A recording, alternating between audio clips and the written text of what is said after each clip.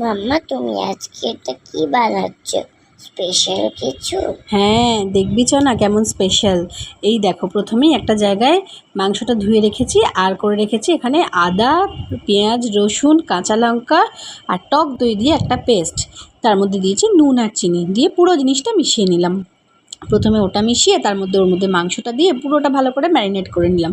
আর অবশ্যই করে একটুখানি সাদা তেল বা ঘি তোমরা এই সময় এই মাংসটা ম্যারিনেট করে দিয়ে রাখবে, তাহলে কিন্তু মাংসটা অনেক বেশি সফট আর টেন্ডিং হয়। মাম্মা, বানাচ্ছটা কি একটু বলবে গো?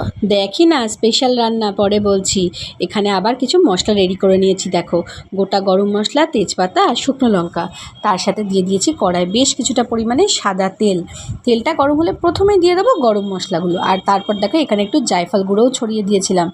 দিয়ে মাংস ম্যারিনেট করে জায়ফলটা দিয়ে আরও একবার মাখিয়ে রেখে এদিকে কড়াই তেলের মধ্যে দিয়ে দিলাম বেশ কিছুটা পরিমাণ ঘি। এতের মধ্যে দিয়ে দিলাম গোটা গরম মশলাগুলো। একটু ওয়েট করবে একটা সুন্দর অ্যারোমা আসার জন্য। অ্যারোমাটা এসে গেলেই এই মাংসগুলো এক এক করে দিয়ে দেবে। মাংসর ম্যারিনেশনটা কিন্তু দেবে না, শুধু ম্যারিনেট করা মাংসগুলো তুলে তুলে দিয়ে দেবে। এত ছিটকাচ্ছে বলে আমি এদিক ওদিক করে ক্যামেরা করছি। দেখো কি যে ভালো হবে খেতে। কেউ কি বুঝতে পারছো এটা কি বানাচ্ছি? মনে তো হয় না। মাম্মা, তুমি কি বুঝতে পারছো এটা আমি কি বানাচ্ছি বুঝতে পারছো? না। দেখো, এটা কিন্তু এখন আমি আর দিলাম না, আমি শুধু মাংসগুলো দিয়ে একটু হতে দিয়েছি। নিচেটা লাল লাল হওয়া পর্যন্ত একটু ওয়েট করবে, তারপর আস্তে আস্তে নাড়াবে। দেখতে পাচ্ছ কিরকম মাংসটা নিচেটা লাল লাল হয়েছে? তারপর একটু নাড়িয়ে একটু জলটা ছেড়ে এলে তারপর আস্তে আস্তে এই যে এক্সট্রা মশলাটা রয়েছে এটা ঢেলে দেবে। এটা ভালো করে ঢেলে দিয়ে এখন শুধুই কাজ হচ্ছে এটা নাড়া। এই মাংসটার রেসিপিটার নাম কি তুমি জানো? না। এটাকে বলে চিকেন রেজালা। ও বাবা, তুমি হোটেলের রেসিপি বাড়িতেই বানিয়ে ফেলছো? হ্যাঁ, দেখো না কি ইজি।